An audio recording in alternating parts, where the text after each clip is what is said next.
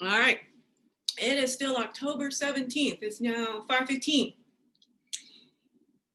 Got interrupted there, but it gave the prior recording time to convert.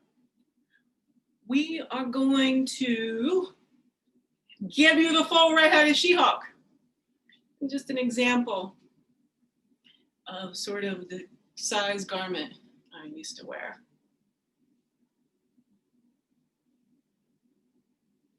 Now, I know I'll probably just do a little bit of that. Well, actually, we were on somatic. We talked a lot about the plastic ball. I can show you that this area has a little bit of gay man love, something on that doesn't show. This area shows something I think incredibly sexy. Losing fat, sexy. In the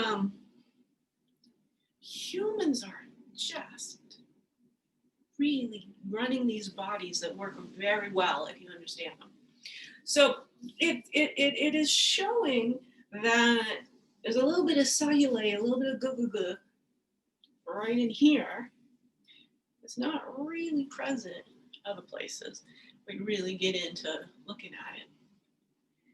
Guns might be a little bit under the shirt. But what this area is, right? This is the pantry. And ladies, if you want to be healthy, you're going to have to get used to losing weight and having this area be the last place. But we can start seeing what's going on. Can we not? So we're really taught to judge ourselves. But this information from our body, from what doesn't look symmetrical, from what looks not pleasing, it's actually a lot to think about. What does your body need to change? Is this a good change, a bad change?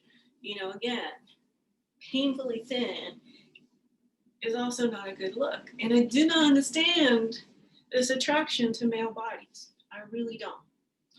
And getting your weight out in front of you, getting your skeletal standard and the posture, having that central Sushumna axis, the matrix of all of your bioelectrical flow, even when you're carrying excess fat, if you are integral in your posture, your health is probably okay. Now, there's other conditions, there's a lot more variables, but biomechanically and bioelectrically, you're not assailed by a virus. The more plumb you are, the more you understand ancestral posture, the more you are able to plant right down the center of your skeletal system and have most of your weight on the inner part of your feet, from that big toe straight back, over the arch, into that inside part of your heel. Now, when you think about where your weight is, it's probably on the outside of your heel. If you bring it on the inside, you're actually holding different muscles.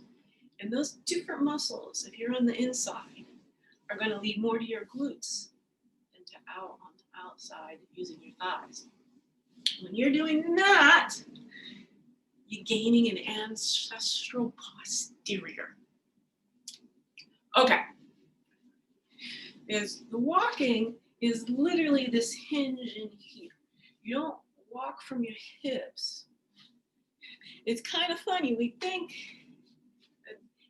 and the female cubs do that, but when you try to move like that all the time, you create a really challenging dynamic for keeping your glutes in shape. When you're always glide walking, always bringing that contraction of the glutes into play. Or I'm going to be walking backwards, obviously. now on. That is brilliant. Oh, that's good. Alrighty, so that concludes the ancestral posture portion of our show. This sort of fully embodied performance is what midlife adults need to see to unpack some of the bad habits you may be living through, both mentally and physically. And it's a circuit. You can come at the circuit either way, really, truthfully. But you're going to be the kind of person who is really mental or really physical.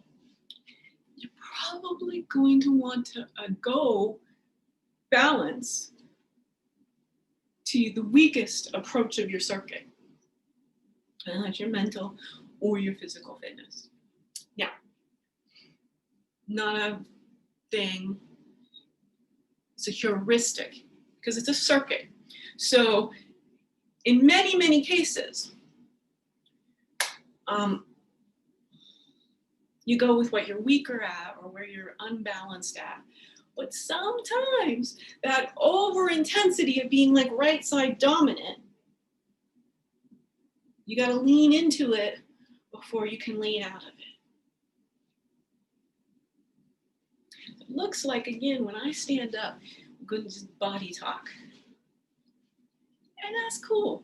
That's really cool because we don't have enough of this in our society, of seeing somebody with a real demonstrative way of talking that explores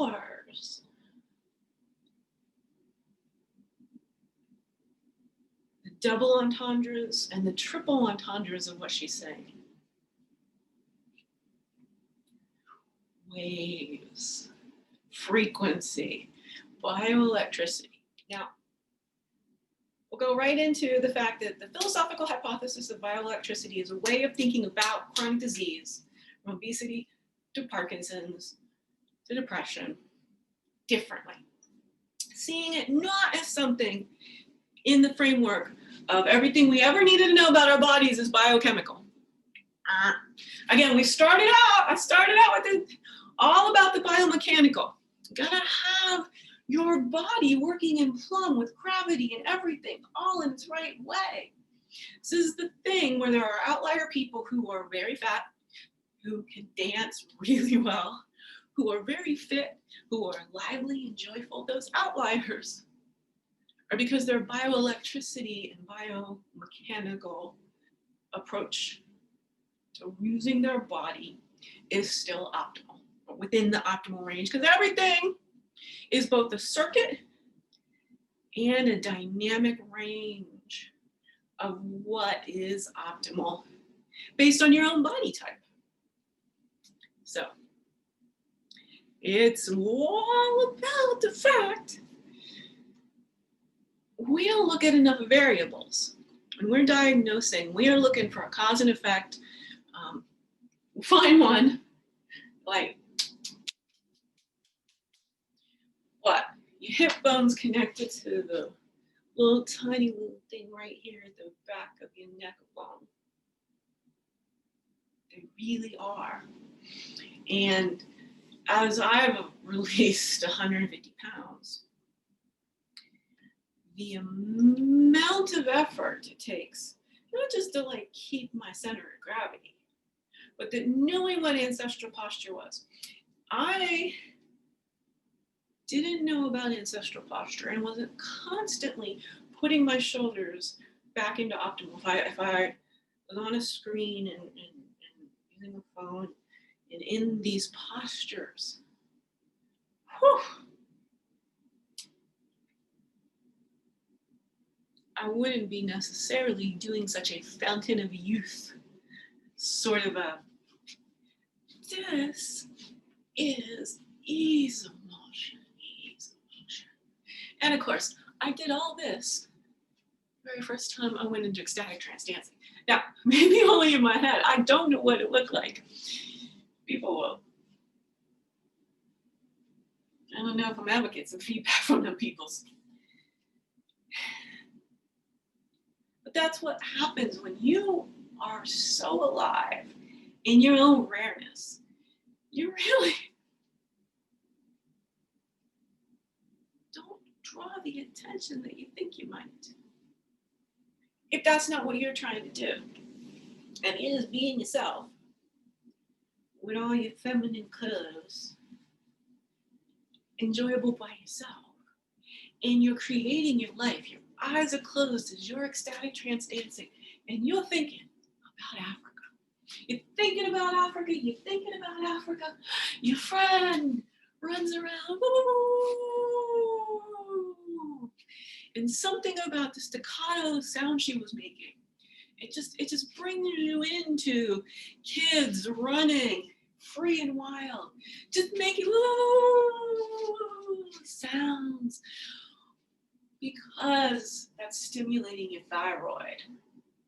We can put a lot of stories behind it, what kinds of things you're playing, and there may be a story running, but is pleasurable. Yeah, you're self-conscious, it may not be. You may be so locked up in what people think that it becomes this painful block. I can't do that, I can't do that. And it may not be that specific noise that you need to do, but there's something you need to do right now with your body. Go on. No, I'm serious. Do it.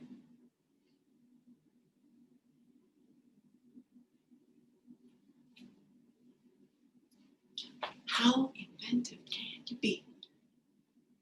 I'm pitching you for money. I'm trying with everything in my heart to get some money so I can get this all edited into a documentary, into a pitch for a one-woman series on Netflix that I no longer have access to because my credit cards are already going kaput.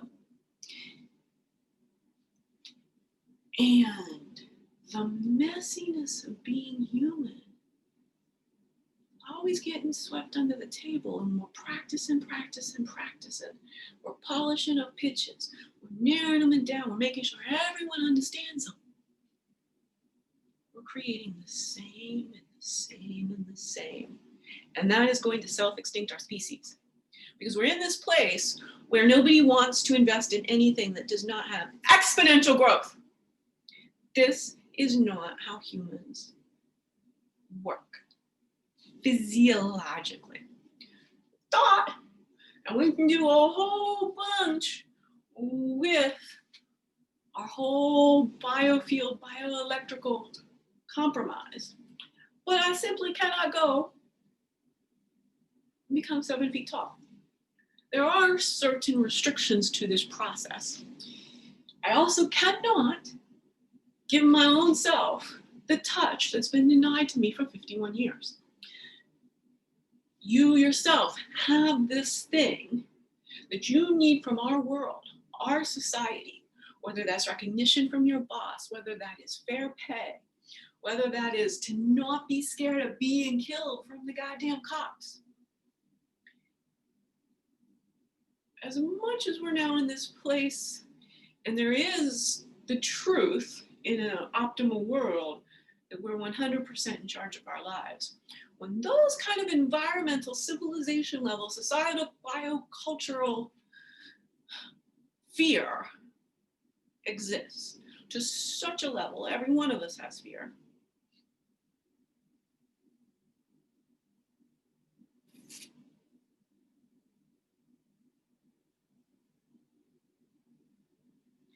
Fear is what is causing every unfavorable outcome in human civilization, human society interactions.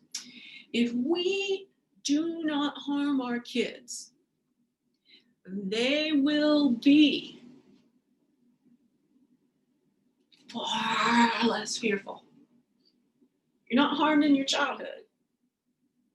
And to the degree that you're less harmed than others, and some of this is not, it's relevant. It's, again, are you a physical person or a mental person? Some people, a little this doesn't faze them. It seems appropriate to them. They're that sort of person. Other people really like, what was that? What was that? Different bodies, different strokes, which is all about the amount of stress in their environment. And we think about the human dynamic, but really that poison in our air, the unintended consequences, and we know about the particulate in the air, and we know about the excess carbon in the atmosphere. This is an atmosphere. The 6 feet of air that I'm going to be breathing in the next 90 seconds is something that my body has a sense of. Like, not in the woo-woo, like in the woo-woo, if there's odorants. If we begin to detect, say, certain artificial scents, always come with a humongous extra blast of carbon, which really throws off our blood, really throws off our air and all of the dynamics. Carbon is not supposed to be of such a high density in the air we breathe.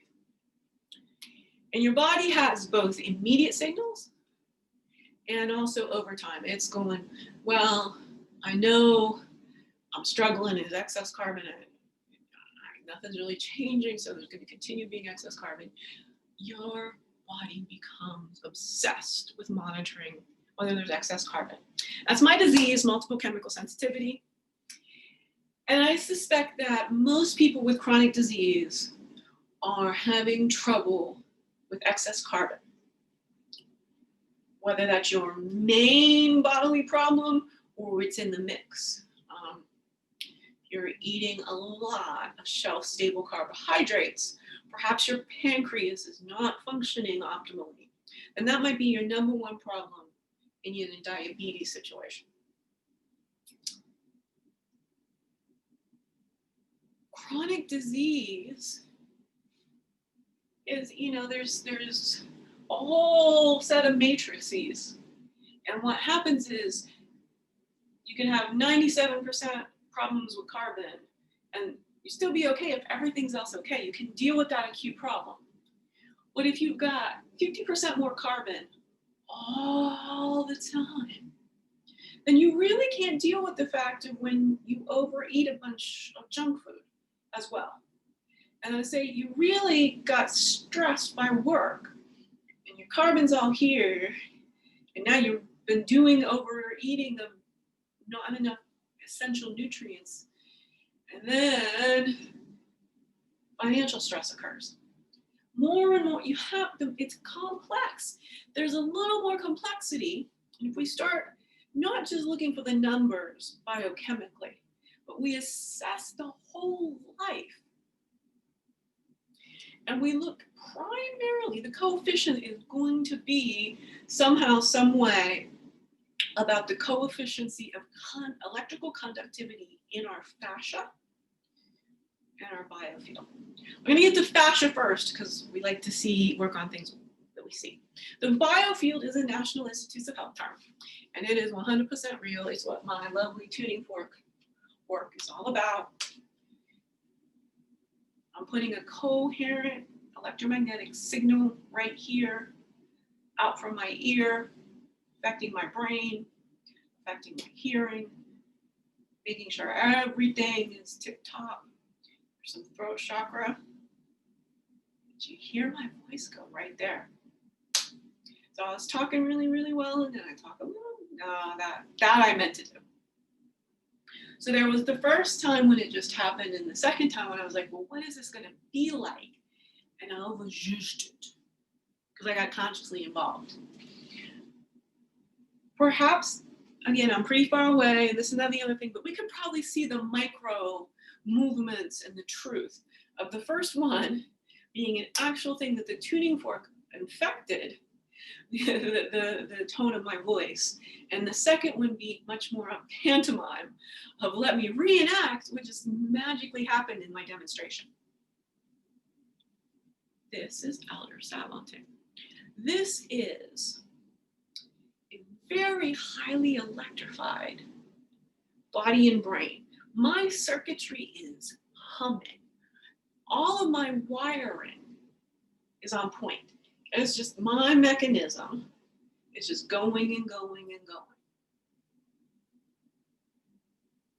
This is what ill health is. The full mechanism of your bioelectricity, both in your body's fascia and in your biofield, are not optimally humming. Now, this is $1 trillion worth of IP people. So again, I've said a couple times, you're lucky if you get to see this. Given it all. And I can continue to give it all. Pretty much people who aren't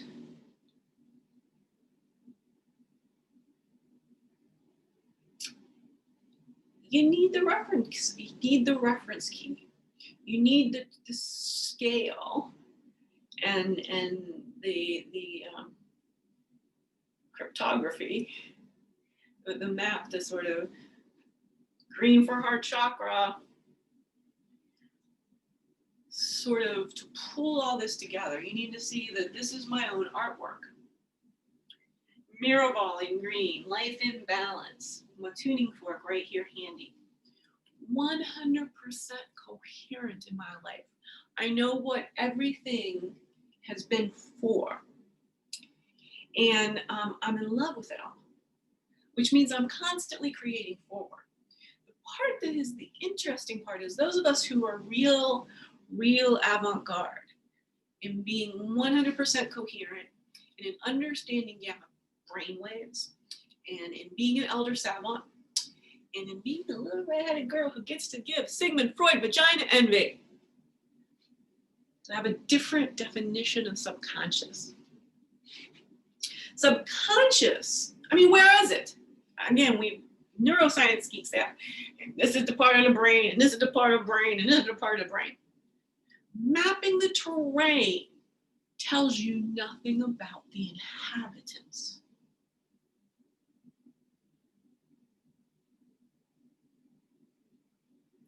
Consciousness is still, what is it? Memories.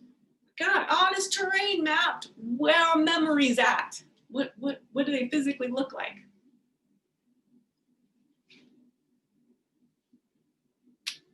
Question is better asked, what do they sound like? What do memories sound like? And where might they be if they were an electromagnetic wave? Down in the frequency is much more like sound waves than sight waves. Audible sound starts at 20 hertz.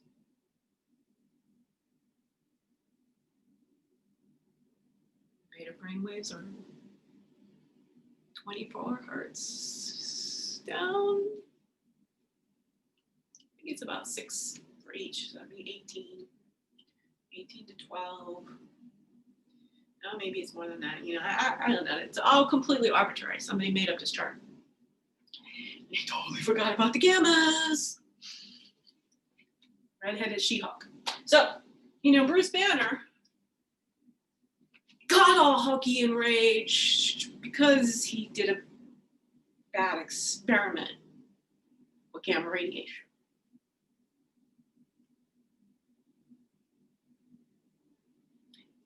You can't go further up. And I don't know precisely, but I'm saying the range of audible sound from 20 to 20,000 hertz. Go look, you know, again, focused ultrasound seems to be really useful.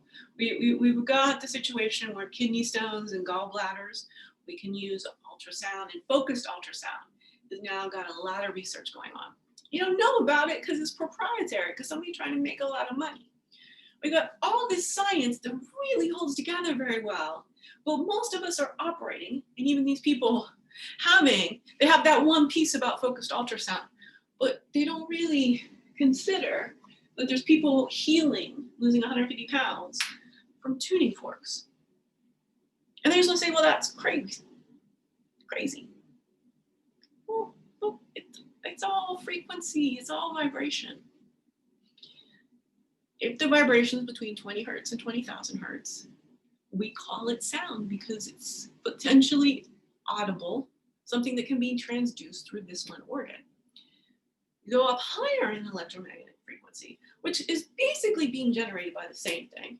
I mean, we could create a tuning fork to vibrate in megahertz. It'd make light.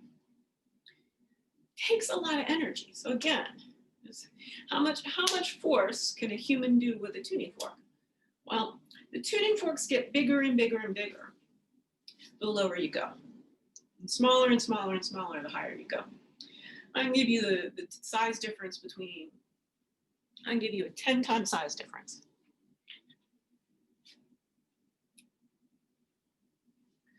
So 54, and this is weighted, so you can't even hear it, but it's definitely a low hum. And then this is 528. I find it very pleasing. I don't know if you will. So that's 500 hertz. There's not, getting the one 5,000 hertz is not going to be an easy little tiny tuning fork to get to. I mean, there's other ways you can do about it to this particular shape, though.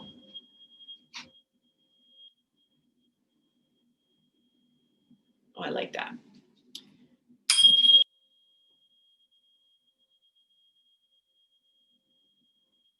I was doing something. That's pleasing me.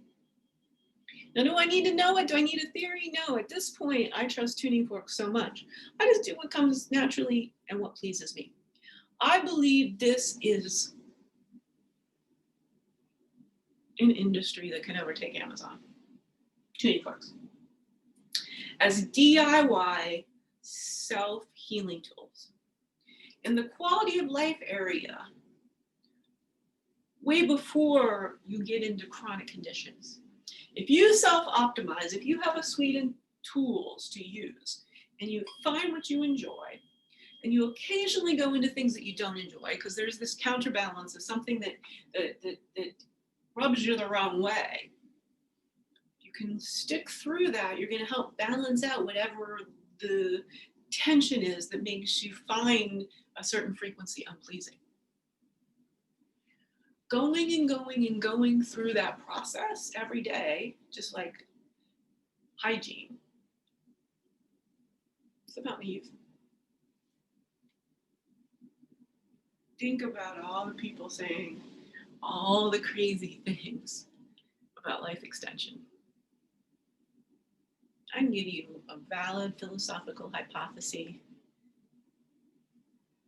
based on these little tools that I can say reliably will work for somebody in Africa just as well as it works for me. If you don't have the intention to pay attention, it won't work for you.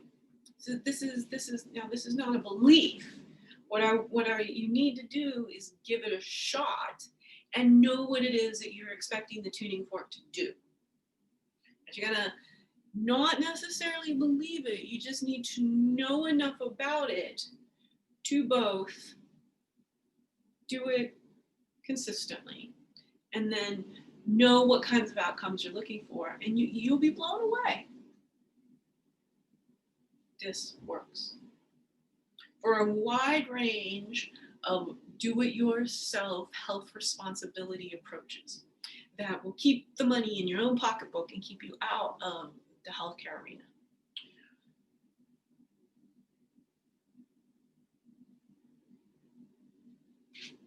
What do I got going on here? Time-wise, half an hour.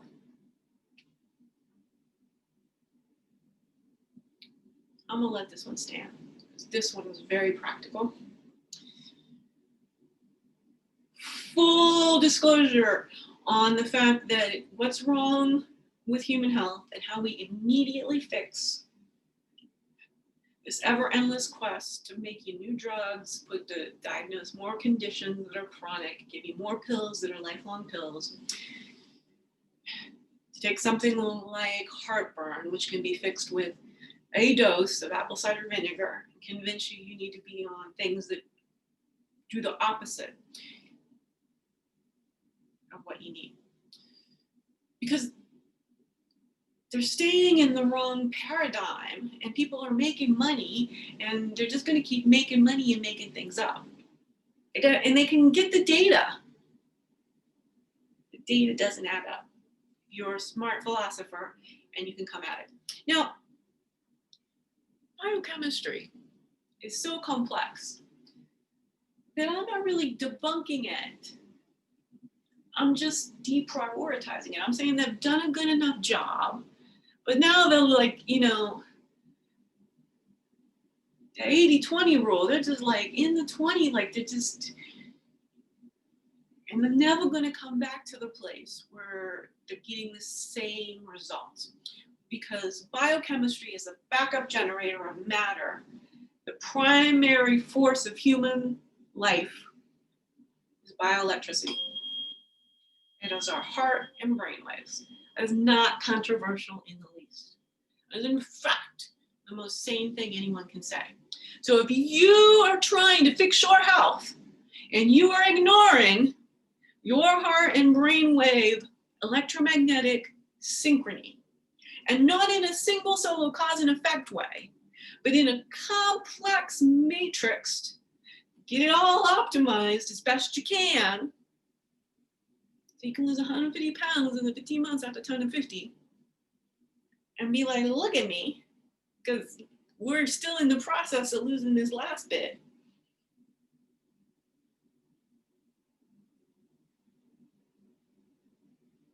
I want the check.